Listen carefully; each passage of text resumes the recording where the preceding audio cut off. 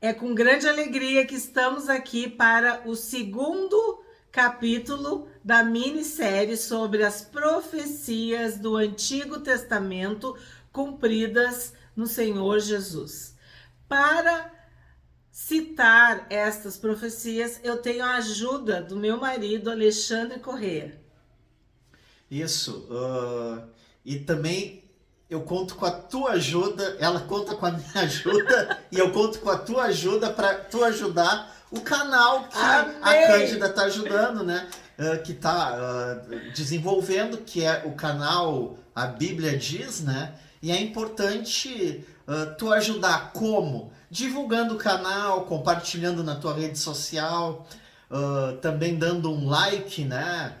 Alguma dúvida que tu tenha, tu pode comentar ali, porque isso tudo gera engajamento dentro do algoritmo, né, do YouTube e faz com que o vídeo ele Alcance mais alcance pessoas. mais pessoas. Né? Então, esse é o objetivo e que tu também conheça a palavra, né? E conheça as dicas que a Cândida conhece e sabe passar muito bem, né? Amém. Então vamos hoje para o capítulo 11. No capítulo 10 eu não vou fazer nenhum destaque, tá? Eu tenho falado, quem assistiu o capítulo de ontem, né? Lembra que a gente fez do 1 ao 9 de Mateus. Agora a gente vai fazer do 10 ao 19. Mas não quer dizer que eu vou falar em todos os capítulos. É só para que tu vá seguindo para entender que todo o livro de Mateus, né, todo o evangelho de Mateus tem muitas profecias do Antigo Testamento.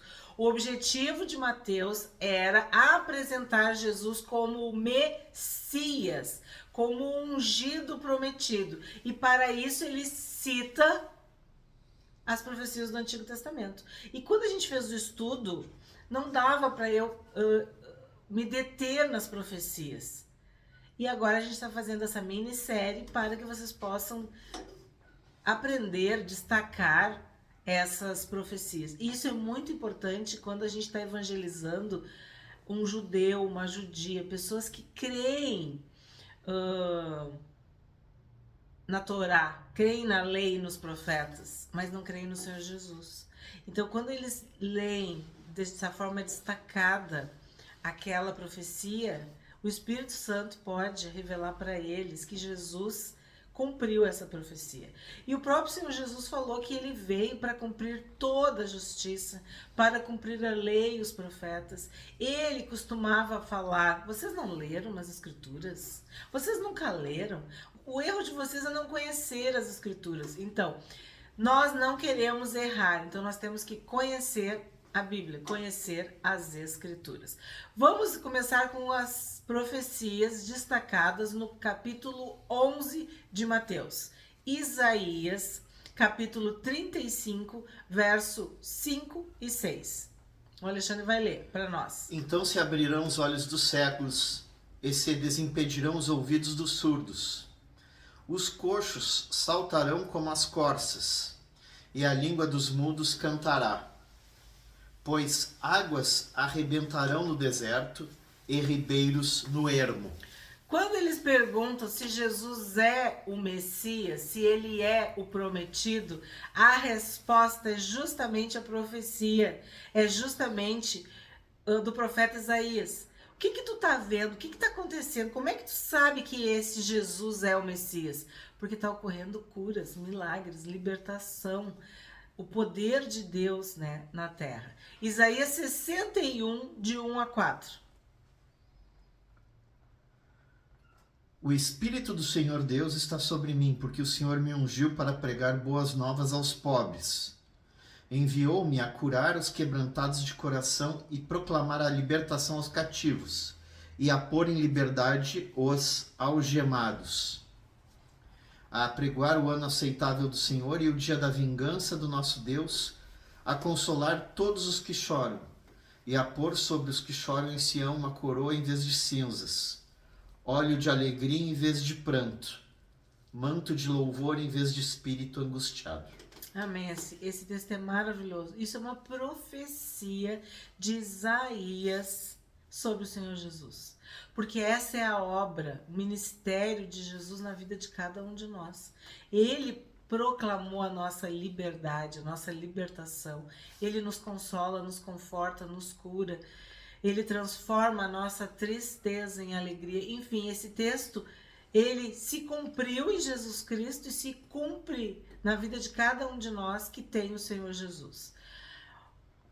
Continuando no capítulo 11, o Alexandre vai ler Malaquias 3, 1. Eis que eu envio meu mensageiro, que preparará o caminho diante de mim. De repente o Senhor a quem vocês buscam virá a seu templo, e o mensageiro da aliança a quem vocês desejam, eis que ele vem, diz o Senhor dos Exércitos. Nós sabemos que antes do Senhor Jesus veio João Batista. Ele preparou o caminho para o Senhor Jesus. E ele foi muito honrado e elogiado por Jesus, de que João era muito mais que um profeta. Ele foi, vamos dizer assim, importantíssimo, inclusive para muitos discípulos de João que passaram a seguir Jesus. E era comum eles dizerem que João Batista era Elias. E no outro capítulo eu já expliquei para vocês, né? Que era realmente um ministério profético. Ele era nazireu desde o ventre e ele viveu para ser o precursor do Senhor Jesus. Convém que ele cresça e eu diminua. E foi exatamente o que aconteceu. Quando o ministério do Senhor Jesus começa, desponta, João Batista sai de cena, né? Ele é morto. Malaquias 4, 5 e 6. Eis que eu lhes enviarei o profeta Elias, antes que venha o grande e terrível dia do Senhor.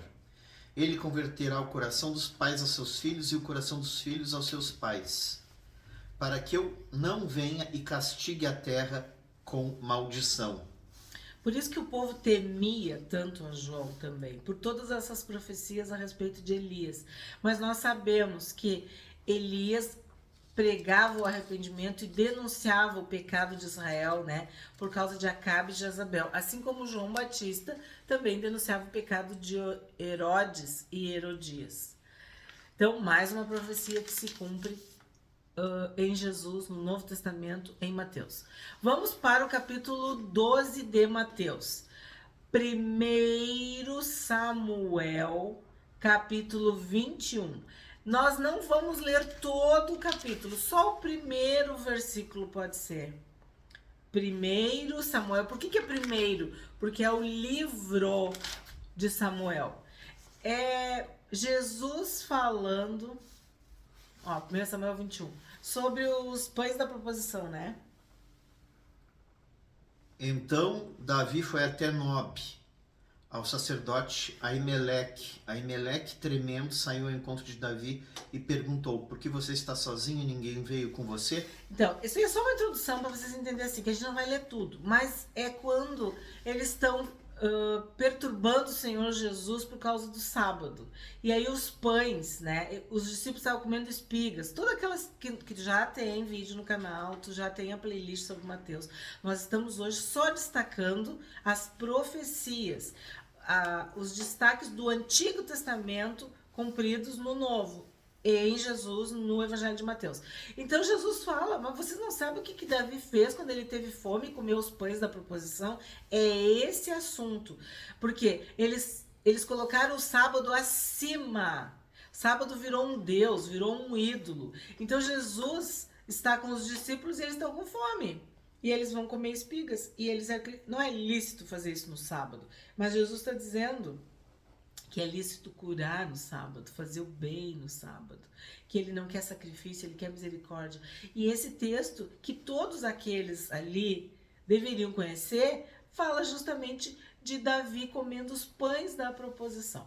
Vamos ver Isaías 42, de 1 a 4. Esse capítulo é muito forte, né? Sobre o sábado. Eis aqui o meu servo a quem sustenho, o meu escolhido em quem a minha alma se agrada. Pus sobre ele o meu espírito e ele promulgará o direito para os gentios. Não clamará, não gritará, nem fará ouvir na praça sua voz. Não esmagará a cana quebrada, nem apagará o pavio que fumega. Com fidelidade promulgará o direito. Não desanimará, nem será esmagado, até que estabeleça na terra a justiça. E as terras do mar aguardarão a sua doutrina. O Senhor Jesus não veio para fazer mal, para destruir quem já estava destruído, para pisar em quem já estava caído. Não. Ele veio para salvar, ele veio para perdoar, ele veio para curar, ele veio para libertar, para santificar, para dar vista aos cegos. Ele veio para fazer bem, maravilhosamente bem. Tudo o que ele fazia era esplendidamente bem. Então Isaías profetiza que o Messias, o ungido, o rei, ele viria para socorrer. E o próprio Senhor Jesus disse: eu vim para as ovelhas perdidas da casa de Israel. Ele vem para salvar. E esse capítulo fala que Jesus curou a todos. Eles levavam os enfermos, os endemoniados, as pessoas atormentadas, e Jesus curava a todos. Porque esse era o ministério, esse era o que ele tinha que fazer. E ele continua fazendo, porque Jesus é o mesmo ontem, hoje e o será para sempre. Mateus 13. Vamos ver o que a gente destaca. Isaías capítulo 6, verso 9 e 10. Eu passei o Evangelho de Mateus falando para vocês entre a diferença entre as multidões e os discípulos. Que as multidões eram aqueles que seguiam Jesus, que eram curiosos, queriam ver os milagres, né? Ou estavam tentando fazer perguntas, enfim. E tem os discípulos, que são aqueles que ouvem, que obedecem, que estão próximos. Então vamos ver o que Isaías fala no capítulo 6. Então ele disse: vai e diga a este povo, ouçam, ouçam, mas sem entender, vejam, vejam, mas sem perceber.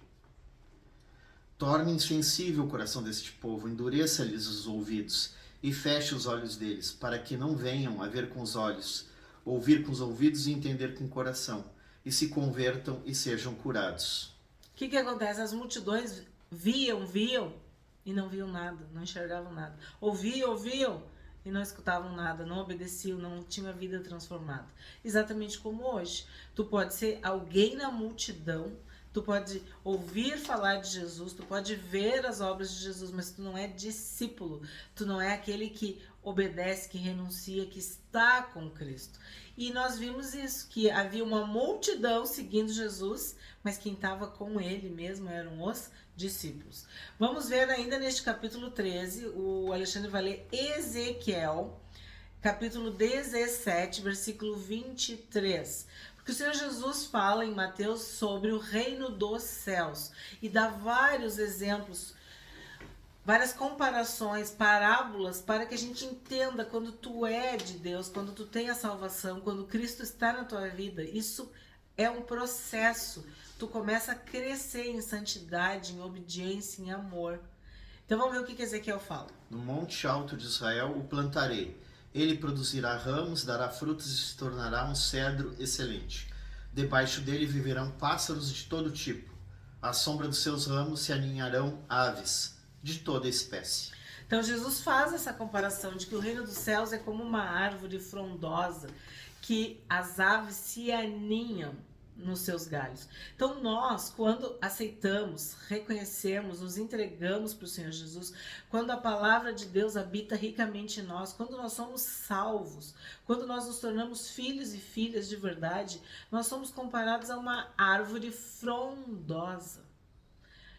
A Bíblia fala muito sobre isso, e ela dá frutos, e ela aninha, quer dizer, os pássaros, as aves vêm se aninhar nos seus galhos. Então, a gente produz vida, a gente abençoa, nós somos sal da terra e luz do mundo. Então, o reino de Deus, o reino dos céus em nós, permite que o ambiente, que as outras pessoas também recebam essa bênção. Salmo 78, 2, ainda no capítulo 13. Salmo 78, 2. Isso. Salmo 78, 2. Porque Jesus não falava claramente para as multidões. Ele falava claramente para os discípulos. Então, se tu quer receber revelação, tu tem que ser discípulo. Abrirei os meus lábios para proferir parábolas e publicarei enigmas dos tempos antigos. Então Jesus fala por parábolas. E os discípulos não entendem, por que tu fala por parábolas? Para que eles ouçam e não entendam. Para que eles vejam e não tenham discernimento. Então, aquilo que é pessoal, aquilo que é íntimo, aquilo que é próximo, está reservado para os discípulos. Para aqueles que amam, servem, seguem, obedecem o Senhor Jesus. Por isso que a gente tem que ler a Bíblia para poder entender, porque senão a gente é só mais um na multidão. Daniel 12:3.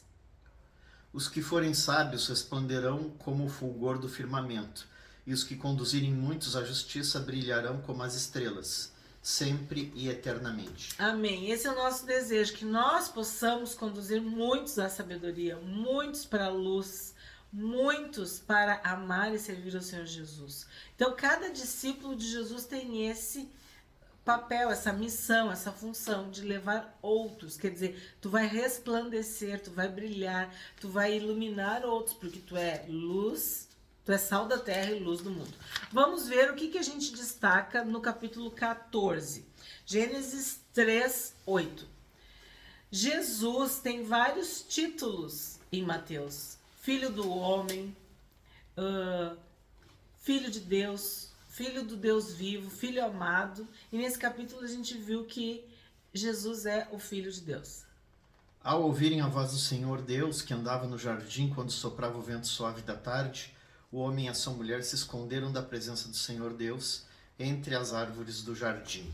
É tão lindo isso, porque o Senhor Jesus, depois que ele soube da morte de João Batista, quando ele foi informado que João Batista tinha sido morto, decapitado, que na verdade a gente sabe que aquilo ali foi um sacrifício, né, que foi feito, uma coisa muito triste, ele se retira, ele vai ficar num lugar sozinho, ele vai para a presença de Deus, ele vai orar. E a gente conversou sobre isso no vídeo, de que quando a gente tem uma perda, né, um luto, uma dor, o que a gente tem que fazer? Tem que ficar quieto, sozinho e na presença de Deus. Então, quando Jesus sobe ao monte para orar sozinho, ele está nos ensinando qual é o comportamento que nós devemos ter quando nós estamos enfrentando um luto, uma perda, uma tristeza muito profunda. E aí, depois que ele ora, fica muito tempo lá, a Bíblia diz que é ao cair da tarde. E esse texto, ele tem esta ligação com o texto que o Alexandre leu de Gênesis, que Adão e Eva, eles tinham intimidade, comunhão com Deus no pôr do sol, ao cair da tarde. E todas as pessoas, né, no mundo se maravilham com o pôr do sol, com esse horário da viração do dia, depende da tua tradução, né? Jesus, ele estava na presença de Deus na viração do dia, assim como Deus se comunicava com Adão e Eva na viração do dia.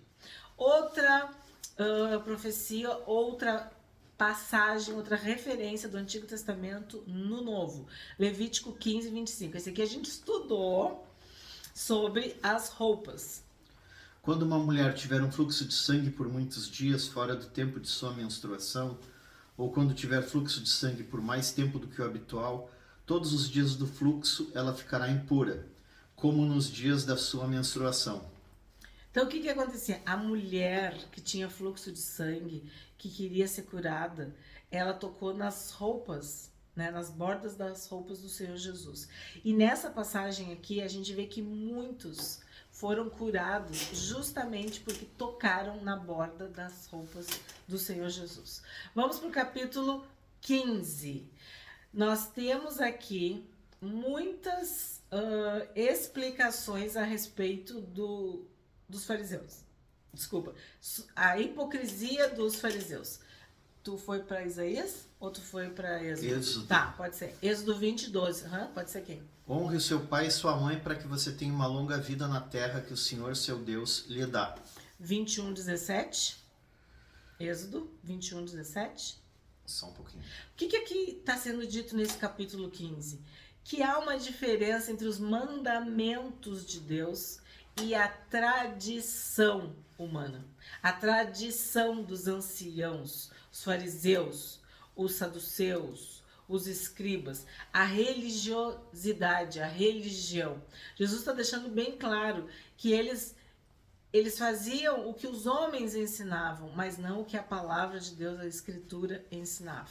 Quem amaldiçoar seu pai ou sua mãe será morto. Isso. Levítico 20, verso 9. O que acontece? O assunto aqui é assim, ó. Eu não vou cuidar do meu pai e da minha mãe, mas eu vou dar uma grande oferta. Então, aquilo que eu ia investir para o meu pai e para minha mãe, que é a minha obrigação, porque eu tenho que honrar meu pai e minha mãe, e eu não posso amaldiçoar, não posso desonrar, porque senão eu sou digno de morte. O que eles faziam? Eles chegavam com dinheiro, com oferta, e os fariseus aceitavam. E Jesus está dizendo que isso é hipocrisia. Levítico 20, verso 9. Se um homem amaldiçoar seu pai ou sua mãe, será morto. Amaldiçoou seu pai ou sua mãe, é responsável pela própria morte. Então, o que eles faziam? Eles invalidavam a palavra de Deus, o mandamento verdadeiro e genuíno de Deus, por causa do dinheiro, por causa da oferta. Isaías 29, verso 13.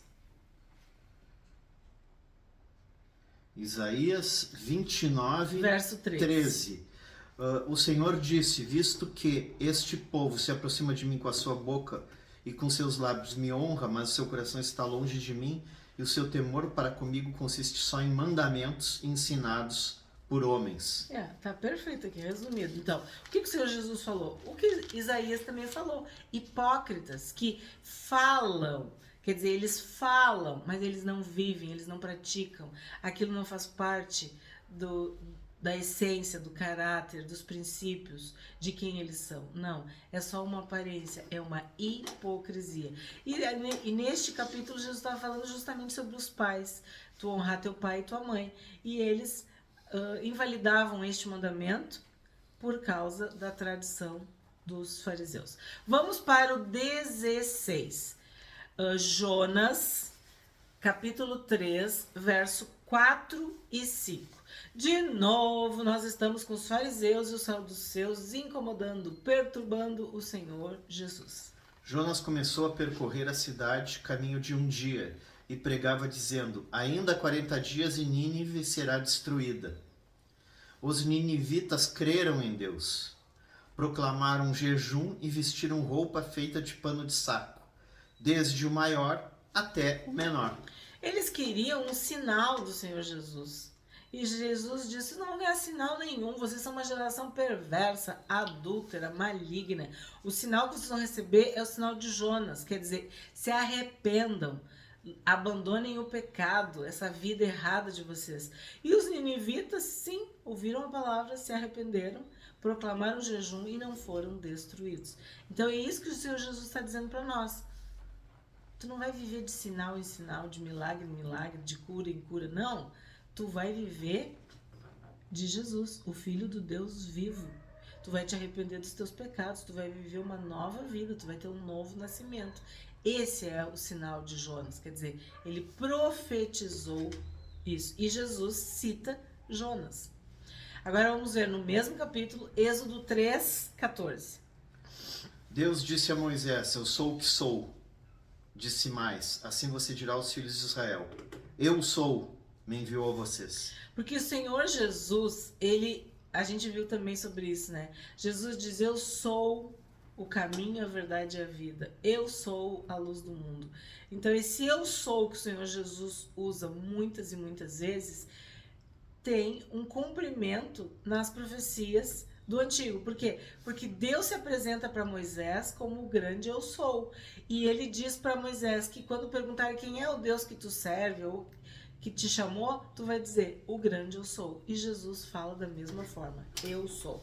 Vamos para o capítulo 17, ainda em Êxodo, agora capítulo 34, verso 29.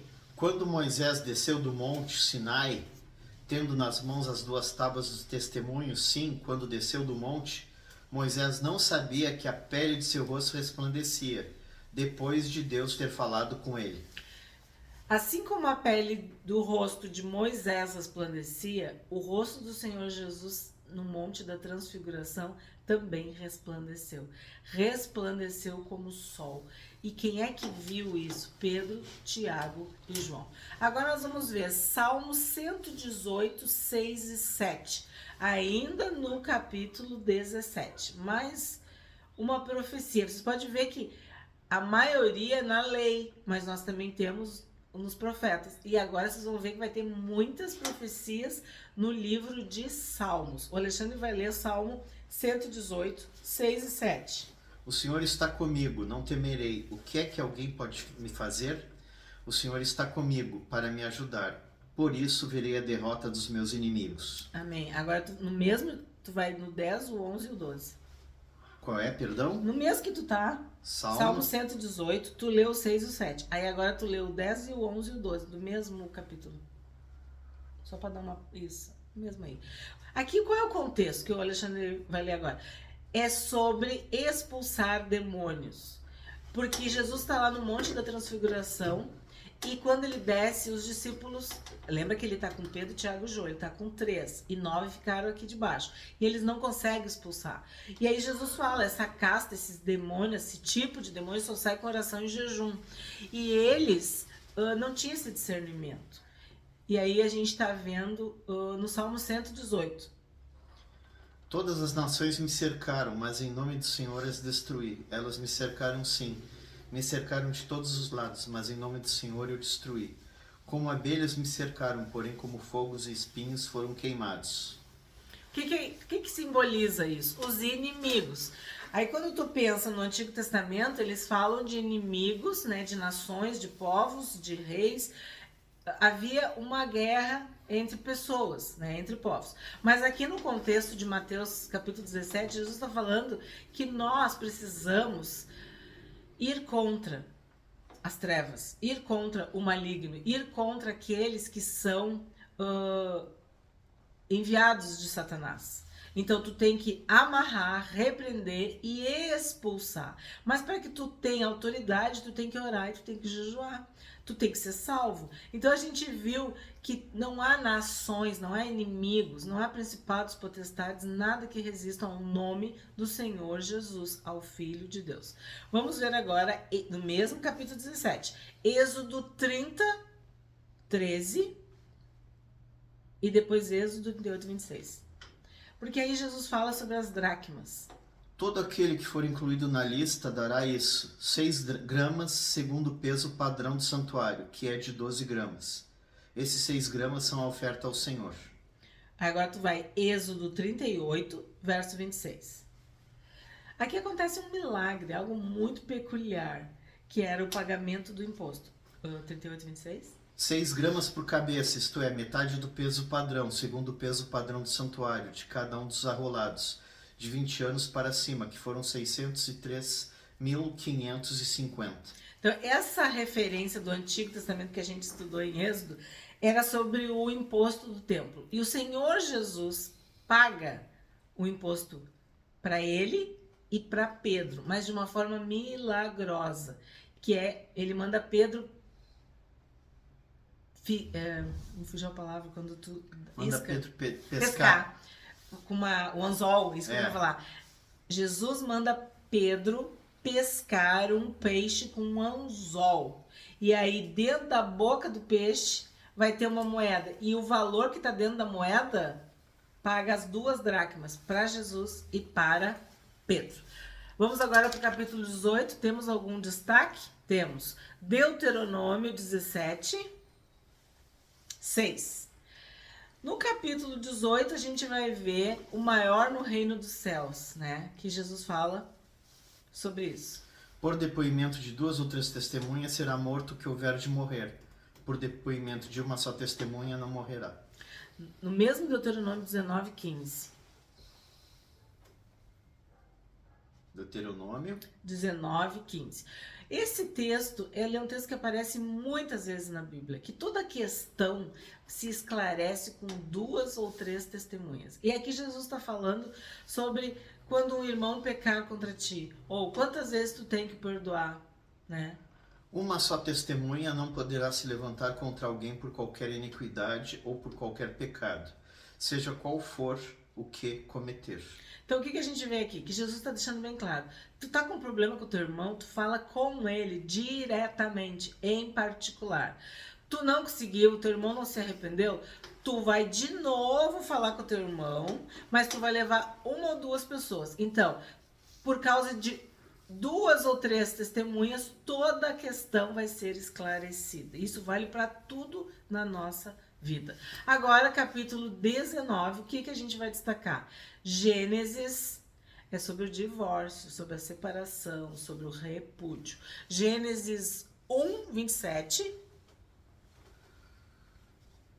Assim criou o ser humano à sua imagem, a imagem de Deus o criou. Homem e mulher os criou. 2, 24. Porque eles vieram tentar Jesus. Outra pegadinha sobre a história do repúdio.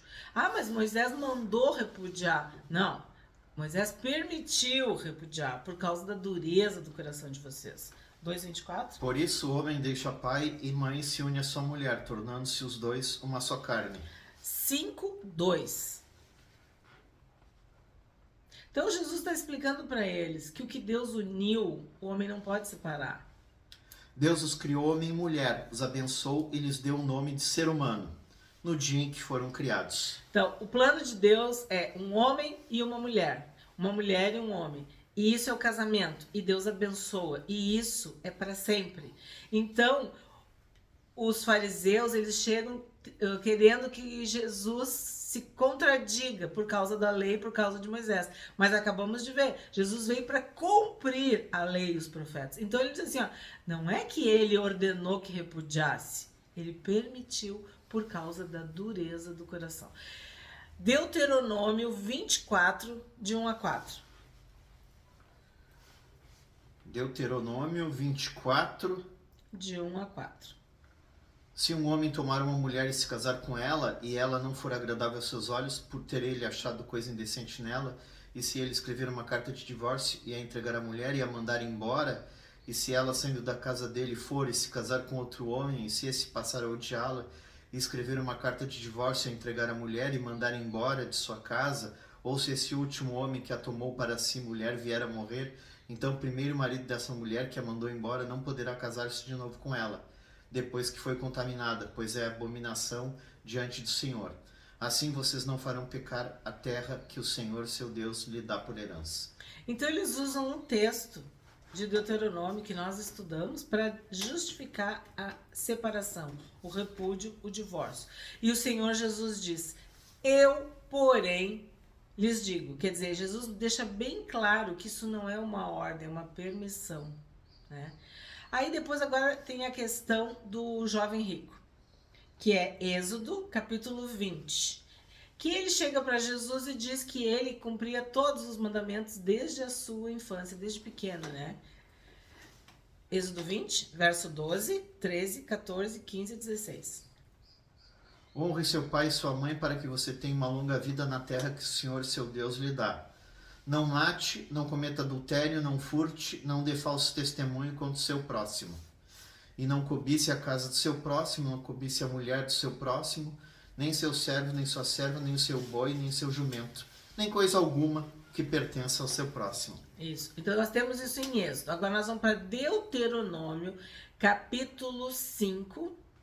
Então, quando ele fala para Jesus dos mandamentos, a referência é Êxodo, Deuteronômio, né? É Levítico, é a lei.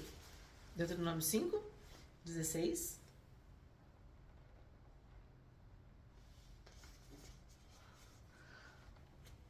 Honre seu pai e sua mãe como o Senhor, seu Deus, lhes ordenou, para que você tenha uma longa vida e para que tudo vá bem com você na terra que o Senhor Deus lhe dá. 17, 18, 19 e 20. Não mate, não cometa adultério, não furte, não dê falso testemunho contra o seu próximo. Então, o que a gente... Pode ir preparando esse aqui, o Levítico 19, 18. O que a gente está vendo aqui? Que ele fala para Jesus sobre os mandamentos de uma forma assim, ó, mandamentos. Mas quando a gente vai para referência, né? Tá especificado quais são esses mandamentos. Que é esse que o Alexandre leu. Esses que o Alexandre leu.